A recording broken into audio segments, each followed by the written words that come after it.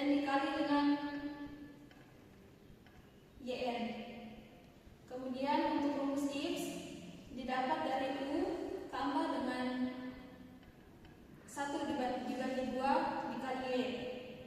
Kemudian kita menghitung periode ulang 5 tahun, 10 tahun sampai dengan 18 tahun. Di sini kita mendapat nilai YT sama dengan 1,4 sekian untuk periode ulang 5 tahun. Selanjutnya untuk 10 tahun 2,2502 dan 18 tahun 2,819. Kemudian kita menentukan garis regresi stasiun A itu didapat dari nilai X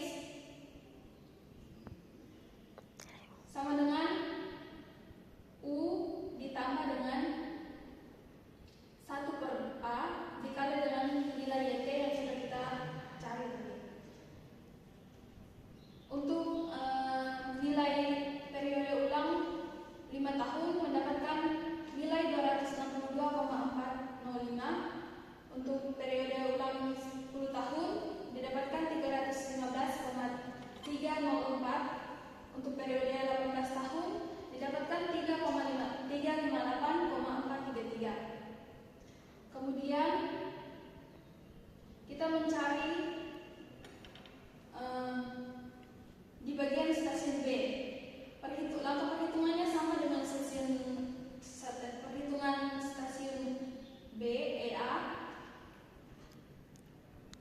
seperti yang sudah ada pada tabel tersebut. Didapatkan periode ulang untuk garis reversi stasiun B untuk periode ulang 5 tahun didapatkan nilai 269,12. Untuk periode ulang 10 tahun didapatkan 306,567. Untuk periode ulang 18 tahun didapatkan 337,099. Kita lanjut ke intensitas curah hujan. Yang pertama kita menentukan data dari WUN. Di sini di kolom pertama ada durasi 1 jam. Yang kedua ada presentasi curah hujan harian berdasarkan data WUN dalam presentasi persen. Yang ketiga ada presentasi per jam dari curah hujan harian dalam bentuk persen.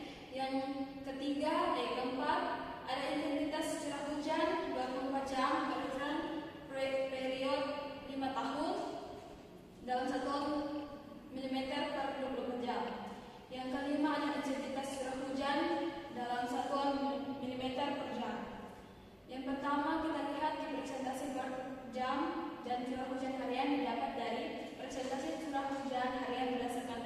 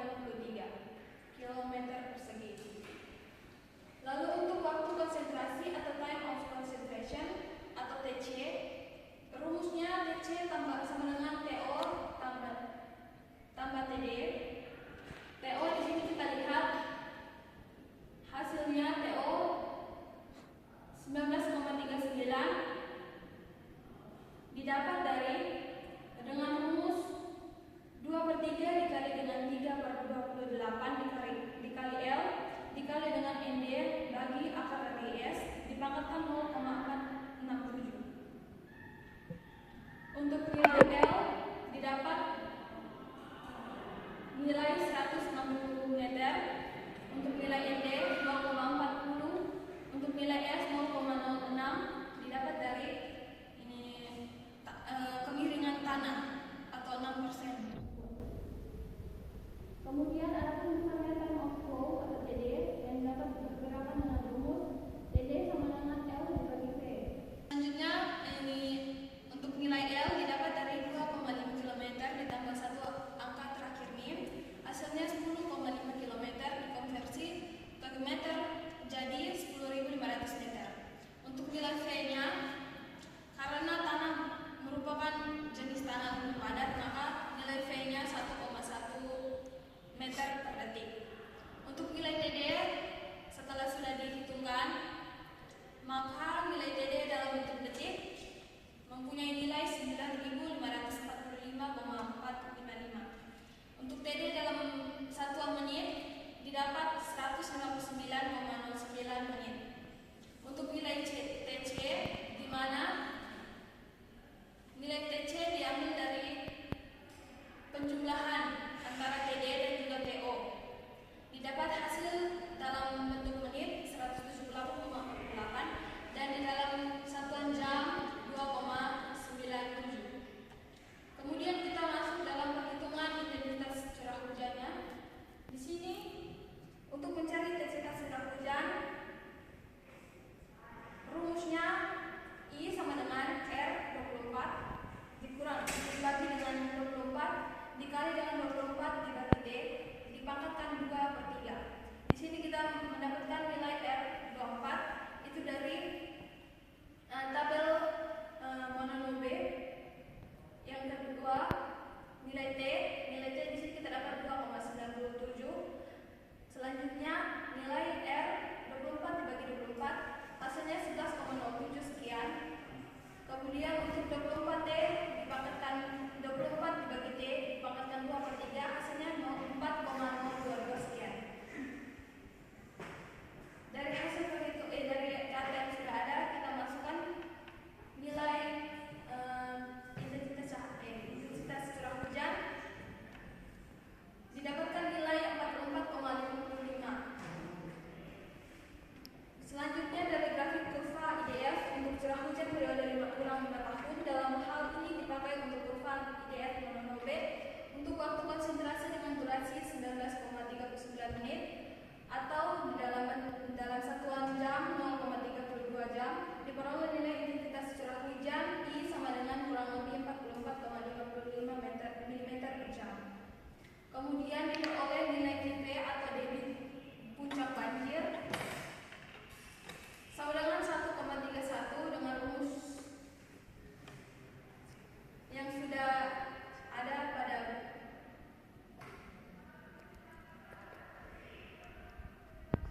kemudian kita masuk ke yang kedua di perhitungan dimensi Sykes. Di sini untuk kapasitas saluran terbuka rumusnya I sama dengan A kali V. Untuk mendapatkan nilai A, maka rumusnya A sama dengan Q bagi V. Didapat nilai 1,19. Side direncanakan dengan bentuk penampang hidrolis terbalik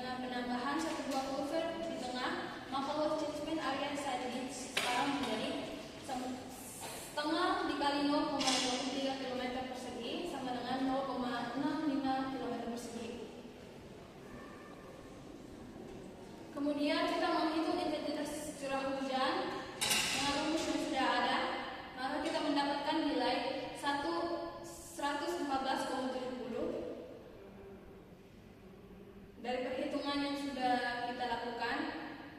Kemudian dari grafik IDF untuk curah hujan periode ulang 5 tahun, kurva IDF monono B untuk waktu konsentrasi dengan durasi 43,19 menit atau 0,72 jam. Diperoleh nilai intensitas curah hujan I sama dengan kurang lebih 114,70 mm per jam.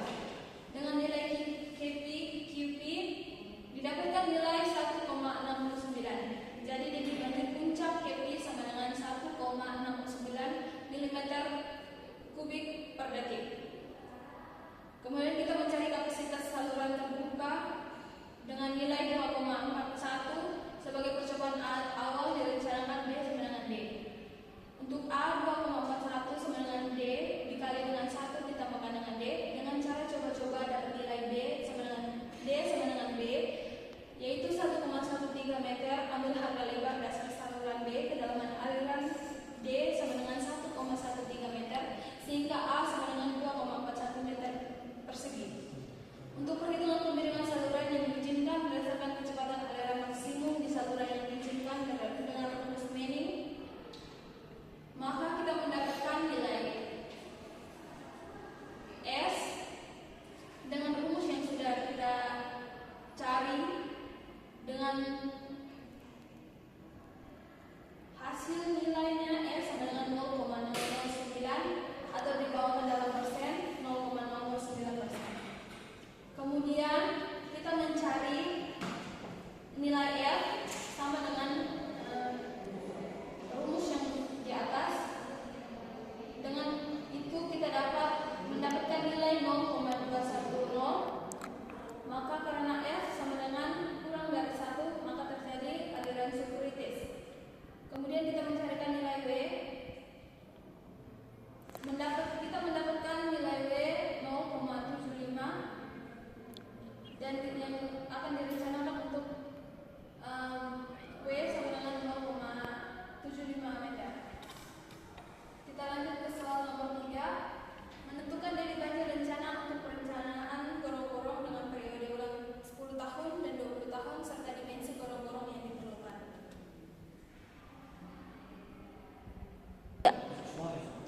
Yang pertama kita menentukan perhitungan debit banjir rencana 10 tahun dan 18 tahun. Di sini kita mendapatkan nilai C 0,20 dengan cakupan area lereng atau rumah. A dapatkan nilai 4,28 km persegi. Untuk konsentrasi time of conservation untuk sungai alur kecil dihitung dengan rumus TCS sama dengan L dibagi V. V di sini didapat dari 72 kali dengan H per L dipaksakan 0,6. Didapatkan V sama dengan 1,77 km per jam. Untuk nilai L 12 km dan untuk H 0,025 km. Untuk nilai TC kita mendapatkan nilai 6,77 jam. Yang pertama kita melihat dari grafik IDF untuk curah hujan periode ulang 10 tahun, kurva IDF monono B untuk waktu konsentrasi dengan durasi 6,77 jam. Diperoleh nilai intensitas curah hujan atau I kurang lebih 30,12 mm per jam. Dengan rumus intensitas curah hujan kita mendapatkan intensitas curah hujan senilai 30,12. Untuk nilai KP didapatkan 7,17 meter kubik per detik. Jadi dari puncak banjir KP sama dengan 7,17 meter per detik.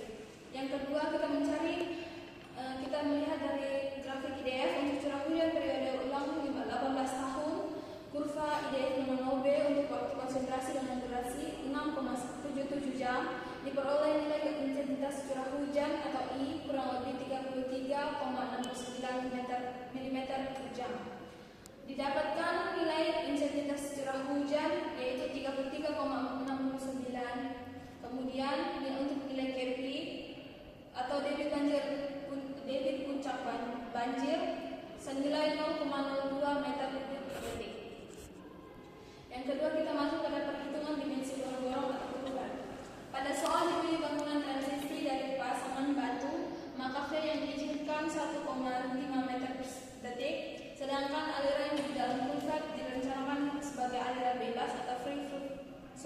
flow dengan mempertimbangkan bentuk penampang melintang alur sungai yang ada. Maka dipilih tipe gorong-gorong double box culvert dengan sketsa penampang sebagai berikut. Untuk L, saluran panjang box culvert yang direncanakan adalah 10 meter. A perlu dengan P bagi dengan V, di mana kita mendapatkan A perlu dengan 4,78 meter kuadrat dari persegi. Untuk V kita mendapatkan nilai 0,896 meter per detik. Untuk A disediakan hasilnya 8 meter kuadrat, itu lebih besar daripada nilai A perlu. Selanjutnya untuk B disediakan hasilnya nilainya 18 meter. Untuk R disediakan hasilnya 0,4 meter. V yang ada hasilnya 0,896 meter per second, itu lebih kecil dari 1,5 meter per second. Kemudian kita mencari pendirian box culvert, dihitung berdasarkan rumus culvert flow, yaitu P dengan A dikali akar 2 kali B kali S kali L dibagi dengan 1,5 ditambah 2 kali B kali L dibagi K S dipanggalkan 2 dikali R dipanggalkan 4,3 dengan nilai KS 70 dari gorong-gorong. Kemudian kita memasukkan nilainya ke dalam rumus ini, didapatkan hasil R sama dengan 1,31341 dibagi dengan 196,20 dengan hasil R sama dengan 0,00669 dibawakan dalam double persen, hasilnya 0,66942%. Jadi kemiringan box culvert sama dengan 0,67%. Demikian